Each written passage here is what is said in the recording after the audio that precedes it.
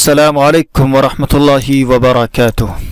नाज़रीन, तो आज हमारा तीसरा लेक्चर है और आज हम अपने इस तीसरे लेक्चर में नाज़िमे इजलास के लिए याद रखने वाली चंद अहम और मुफीद बातें आपके साथ शेयर करने जा रहे हैं, जो तमाम निज़ामत के तरीक़े सीखने वाले और उनसे दिलचस्पी रखने वाले तमाम तरह के तालिब इल्मों के लिए बहुत ही अहम और बहुत ही मुफीद है। आपको याद दिला को दूँ कि इससे पहले भी हमने आपको ये बतलाया था कि हमारा कोई भी लेक्चर जो इस टॉपिक का है बिलखुसूस अगर सीखना चाहते हैं तो आप मिस ना करें और कोई भी वीडियो स्किप करके ना देखें, चूँकि तमाम आने वाली नई वीडियोज़ में हम आपके साथ कुछ ना कुछ नई चीज़ें शेयर करने की कोशिश कर रहे हैं ताकि आप जो है उन चीज़ों को ज़हन नशी करते जाएं और जो है यके बाद दिगरे उन सब चीज़ों को आप नोट भी कर लें ताकि आपको याद भी रहे। इसलिए मैंने इसको बितरतीब जो है तमाम चीज़ों को आसान तरीके से समझाने की कोशिश की है और यही वजह है कि मैंने इसकी जो है फेस वीडियो नहीं बनाई है, चूँकि बहुत सारी बातें जो हमारे जहन से भी निकल जाती हैं, इसलिए मैंने इन सब को लिख करके आप तक पहुंचाने की कोशिश की है। इसलिए कोई भी वीडियो आप इस टॉपिक की ख़ास तौर पर मिस ना करें और कोई भी वीडियो स्किप ना करें, तमाम वीडियो को मुकम्मल देखें और साथ ही गुजारिश है कि वीडियो देखने के बाद उसको जो है लाइक ज़रूर करें और अपने दोस्तों के साथ शेयर भी करें। तो चलिए आज जानते हैं नाज़िमे इजलास के लिए याद रखने वाली चंद अहम और मुफीद बातें। नंबर 1, इसमें हमने 5 बातें जो अहम है उसको ही मैंने नोट किया है ताकि आपको याद रह सके। तो नंबर 1, डायरी। अब इस डायरी का क्या ताल्लुक है, इसलिए मैंने नीचे मुख्तसरन जो है अर्ज कर दिया है ताकि आपको उसका मकसद भी याद हो जाए कि डायरी क्यों। ये डायरी ये बहुत अहम है जलसे में एक नाजिम के लिए, ठीक है, जिसमें अस्माए मुक़र्रिरीन व शुअरा दर्ज करने के साथ प्रोग्राम की ज़रूरी चीज़ें नोट कर लें। जी हाँ, चूँकि बहुत सारी चीज़ें हमारे जहन से निकल जाती हैं, हम तमाम चीज़ों को बैक वक्त अपने जहन में नहीं रख सकते और ख़ास कर जब हम प्रोग्राम कर रहे होते हैं तो उसमें बाज़ चीज़ें ऐसी होती हैं जो हमारे जहन से निकल जाती हैं और याद नहीं रह पाती दूसरे काम में मशगूलियत की वजह से। इसलिए एक डायरी का होना बहुत ज़रूरी है जिसमें आप जो है मुक़र्रिरीन के नाम, शुअरा के नाम और चंद ज़रूरी चीज़ें जो आपको लगता है कि ये याद नहीं रह पाएंगी या ये ज़रूरी चीज़ें हैं इसको हमको नोट कर लेनी चाहिए, तो उन सब चीज़ों को आप नोट कर लेंगे। तो इसलिए मैंने इसको सबसे फर्स्ट रखा है क्योंकि ये हर नाजिम के लिए बहुत ज़रूरी है, बहुत ज़रूरी है। तो ये है पहली चीज़ें। आइए नंबर 2 में बात करते हैं। नंबर 2, ज़ख़ीरा अल्फाज व अशआर। इससे इसका क्या मकसद है? मकसद ये है कि मुख्तलिफ शोबा हयात से ताल्लुक़ रखने वाली शख्सियात के लिए मुंतखब अशार फिट बैठने वाले पहले से जमा कर लेना। जी हाँ, चूँकि हम वहाँ पर जाकर कोई अशार कोई जो है शेर हम वहाँ पर जमा नहीं कर सकते या उनके लिए जो है इंतखाब नहीं कर सकते। ये सब काम हमें पहले कर लेना ज़रूरी होगा।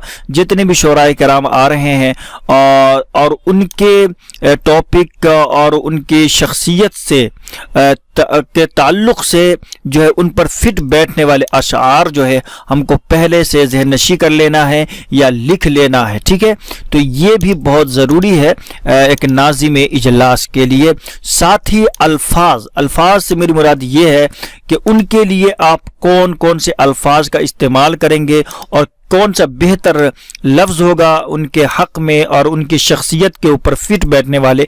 इसलिए इन 2 चीज़ों का भी हमको ख्याल होना चाहिए कि उनके लिए ऐसे अल्फाज इस्तेमाल किए जाएं और ऐसे अशार इस्तेमाल किए जाएं जो उन पर फिट बैठने वाले हों। अब आप सोच रहे होंगे कि ये अल्फाज और ये अशार हम कहाँ से कैसे लाएं और कैसे जमा करें या वो कैसे होते हैं, तो आपको अभी से इसकी कोई टेंशन लेने की ज़रूरत नहीं है। इंशाअल्लाह ताला मैं आने वाली वीडियोज़ में ऐसे अल्फाज के ज़ख़ीरे और अशार के ज़ख़ीरे भी आपको दूंगा जिससे आप जो है नहायत ही आसान तरीक़े से निज़ामत कर पाएंगे और वो सारे तरीक़े इंशाअल्लाह आने वाली वीडियोज़ में मैं आपके साथ शेयर करने वाला हूँ। तो इसके बारे में अभी आपको नहीं सोचना है, बस इन चीज़ों को अपने जहन में रखना है कि ये सब काम जो है एक नाज़िम जलसा के लिए करना ज़रूरी होता है। तो ये दूसरी चीज़ है ज़ख़ीरा अल्फाज व अशआर, ठीक है। اب آئیں نمبر 3 کی باتیں کرتے ہیں۔ نمبر 3 پر ہم نے رکھا شخصیات سے واقفیت۔ اب اس کا کیا مقصد ہے؟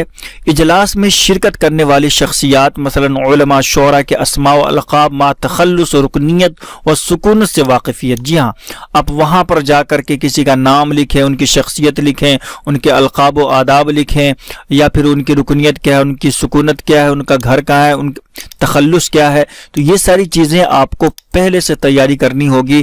اس لیے تمام اجلاس میں شرکت کرنے والی تمام شخصیات سے آپ کو ان کے القاب و آداب سے آپ کو پہلے واقف ہونا ہوگا، اور ان کے بارے میں ضروری معلومات آپ کو پہلے نوٹ کر لینا ہوگا۔ تو یہ بھی بہت اہم ہے اجلاس میں ایک ناظم جلسہ کے لیے، ٹھیک ہے۔ تو یہ تیسری چیز ہے۔ نمبر 4 ہے وقت کا تعین۔ جی ہاں، ہر جلسے کے لیے، ہر مقرر کے لیے جو ہے اور ہر شاعر کے لیے وقت 30 منٹ یا اس سے زیادہ یا اس سے کم، یہ میں نے مثال کے طور پر ایگزام کے طور پر لکھا ہے، تو پہلے سے مقرر کر لینا ضروری ہے تاکہ شرکت کرنے والے تمام شرکائے مجلس کو موقع دیا جا سکے۔ جی ہاں، چونکہ بہت سارے مقرر اور شاعر تشریف لاتے ہیں اور ان سب کو موقع ملنا چاہیے، اور بعض دفعہ ہم دیکھتے ہیں کہ بہت سارے لوگوں کو موقع نہیں مل پاتا۔ اس کی بڑی وجہ یہی ہے کہ ہم وقت جو ہے پہلے سے تعین نہیں کرتے۔ کوئی شاعر آتا ہے، کسی کو ہم نے جو ہے آدھا گھنٹہ بولنے دیا، کسی کو 1 گھنٹہ بولنے دیا، اور کوئی آدھے گھنٹے کے بجائے جو 45 منٹ بولتا ہے، کوئی 45 منٹ کے بجائے جو 1 گھنٹہ بولتا ہے، تو اس وجہ سے جو ہے دوسرے شعراء کا وہ وقت جو ہے لے لیتے ہیں اور وقت کھا جاتے ہیں۔ اس لیے ہر ایک مقرر اور شاعر کے لیے آپ پہلے سے جو ہے ان کو وقت بتا دیں، ان کا وقت دے دیں کہ آپ نے اتنے ہی وقت لینا ہے اور اسی میں آپ کو اپنی باتیں مکمل کرنی ہے، اور ان سب کے وقت کا تعین آپ کر لیں کہ آپ کے پاس ٹائم کتنا ہے، آپ کے پاس وقت کرنا ہے 7 گھنٹے ہیں رات کے، 6 گھنٹے ہیں رات کے، 5 گھنٹے ہیں رات کے، یا دن کے جو بھی وقت ہے، اور اس حساب سے سارے مقررین اور شاعر کو جو ہے وقت دے لیں اور مینیج کر لیں کہ ان کو ہم نے اتنا وقت دیا، ان کو ہم نے اتنا وقت دیا، اب ہمارے پاس کتنا وقت بچا۔ اس طرح سے سارے شعراء اور تمام مقررین کو جو ہے وقت دے دیں اور جو ہے وقت کا تعین کر لیں۔ یہ بھی ہمیں پہلے کرنا ہوگا تاکہ کسی بھی طرح کی درمیان اجلاس میں چیمے گوئیاں نہ ہوں۔ تو یہ چوتھی چیز ہے وقت کا تعین، جو بہت ضروری ہے۔ وقت سے پہلے اس کا تعین، اجلاس سے منعقد ہونے سے پہلے اس کا تعین۔ اب آئے نمبر 5 پر ہم بات کرتے ہیں عناوین اجلاس کا مطالعہ۔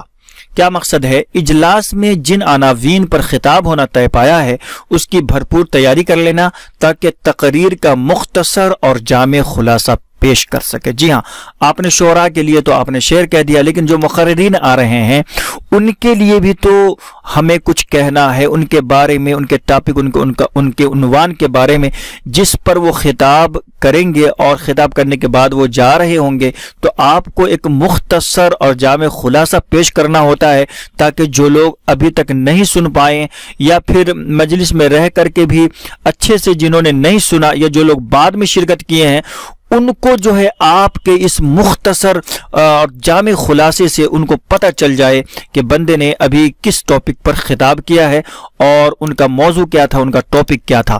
تو اس کی بھی آپ کو پہلے سے تیاری کرنی ہوگی کہ جتنے بھی عناوین اجلاس میں بیان ہونے ہیں یا بیان ہونا طے پایا ہے، ان سب کا خلاصہ اور ان سب کے جو ہے جامع آپ کو تیاری کرنی ہوگی، مختصر اور جامع۔ تو یہ بھی ایک ناظم اجلاس کے لیے بہت ضروری ہے کہ ان سب کی تیاری پہلے سے ہو۔ تو یہ 5 اور اہم چیزیں ہیں، امید کریں گے کہ آپ ان سب کو نوٹ کر لیں اور یاد کر لیں، ذہن نشی کر لیں۔ اس لیے میں نے اس کو جو ہے لکھ کر کے آپ کو بتلایا تھا کہ اس کا آپ اسکرین شاٹ بھی لے سکتے ہیں یاد رکھنے کے لیے۔